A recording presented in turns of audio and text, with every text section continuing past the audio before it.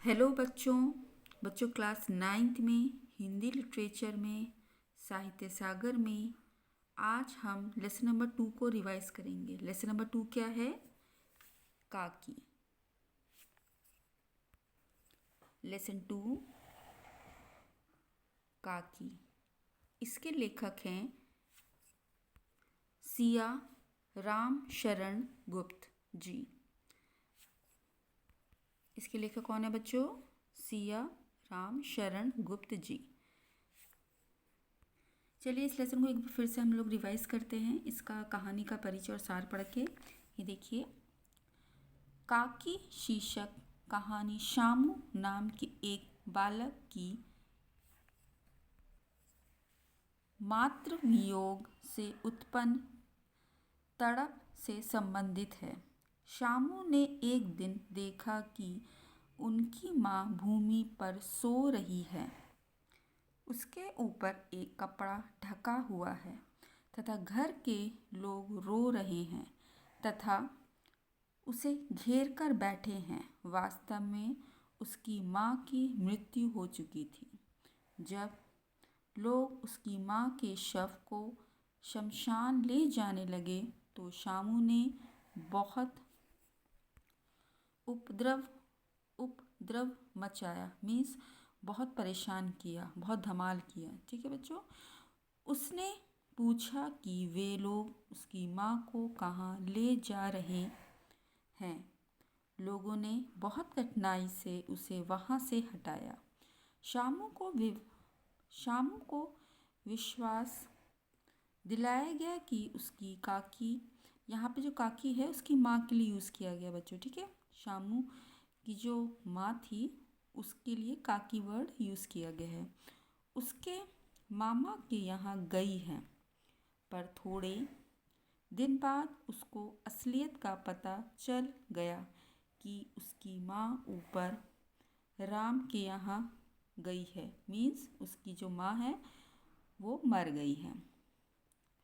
उसकी माँ की जो है मृत्यु हो गई है। उसको कुछ टाइम के बाद पता चलता है। किससे? अपने दोस्तों से, जब वो खेलने जाता था। ठीक है।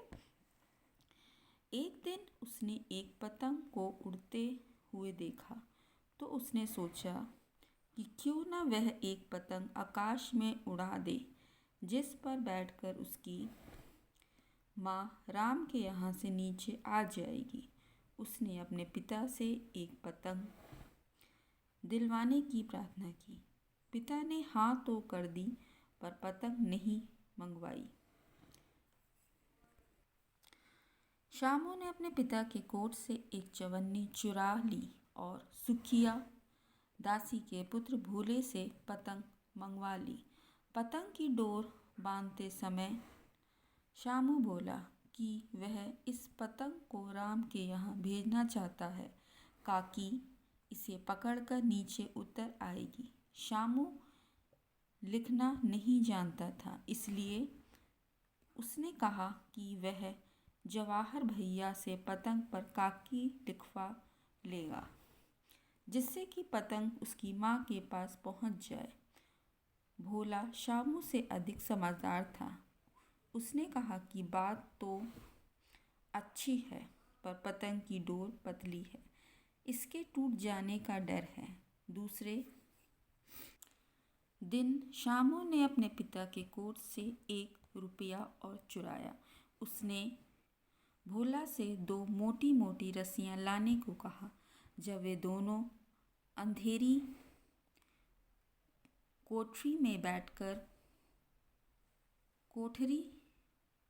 बैठकर पतंग में रस्सी बांध रहे थे, तभी क्रोध से भरे हुए शामू के पिता विश्वेश्वर वहाँ आ धमके और पूछा, तुमने हमारे कोट से रुपया निकाला है? भोला ने डरकर सारी बात बता दी। विश्वेश्वर ने यहाँ ये विश्वेश्वर बच्चों कौन है? शामू के पिता हैं। ने शामू को 2 तमाचे जड़ दिए और पतंग फाड़ डाली। भोला ने बताया कि शामू पतंग तानकर्ता काकी को राम के यहाँ से नीचे उतारना चाहता है। विश्वेश्वर चुपचाप खड़े होकर कुछ सोचने लगे। जब उन्होंने फटी पतंग देखी तो उस पर चिपके हुए कागज़ पर लिखा था काकी। बच्चों, प्रस्तुत कहानी का जो उद्देश्य है, इस कहानी में अत्यंत मार्मिक ढंग से एक अबोध तथा मासूम बालक के मातृवियोग की पीड़ा को व्यक्त किया गया है। कहानीकार ने यह चित्रित किया है कि बालकों का हृदय अत्यंत कोमल, भावुक तथा संवेदनशील होता है। वे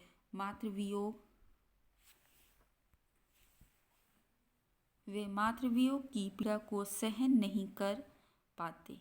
इस प्रकार बच्चों, आपने इस कहानी का सार भी पढ़ा और कहानी का परिचय भी पढ़ा और इसका उद्देश्य पढ़ा। अब हम इसके रिवीजन के क्वेश्चंस करेंगे।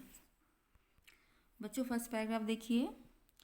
लोगों के हाथ से छूटकर वह उमा के ऊपर जा गिरा।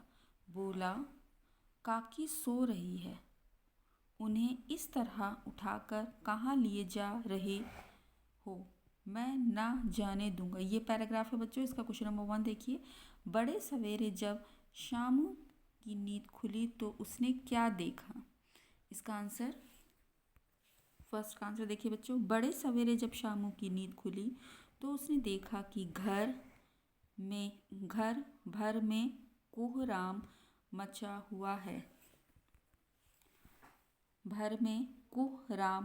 हुआ है।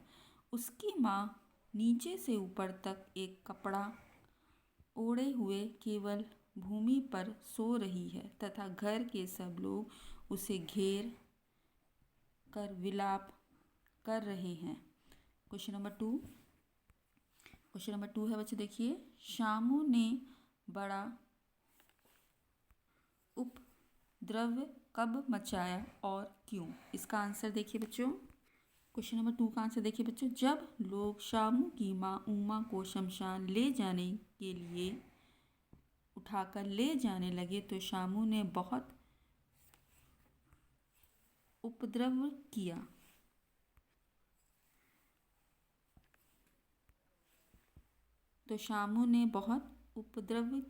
अब क्वेश्चन नंबर 3 है बच्चों। बुद्धिमान गुरुजनों ने उसे क्या विश्वास दिलाया? इसका आंसर, क्वेश्चन नंबर 3 का आंसर देखिए बच्चों। बुद्धिमान गुरुजनों ने शामू को विश्वास दिलाया कि उसकी काकी माँ उसके मामा के यहाँ गई है। क्वेश्चन नंबर 4 है बच्चों। शामू को किससे और कैसे असलियत का पता चला?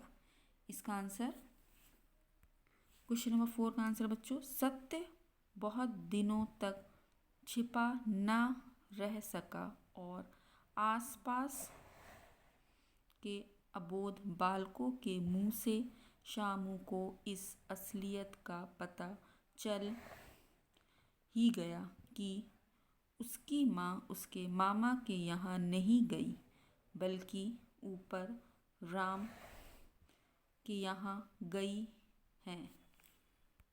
बच्चों, अब मैं उम्मीद करती हूँ कि लेसन नंबर 2 का की आपको अच्छे से समझ आ गया होगा, आपने अच्छे से रिवाइज कर लिया होगा और इस कहानी को भी अच्छे से समझ लिया होगा।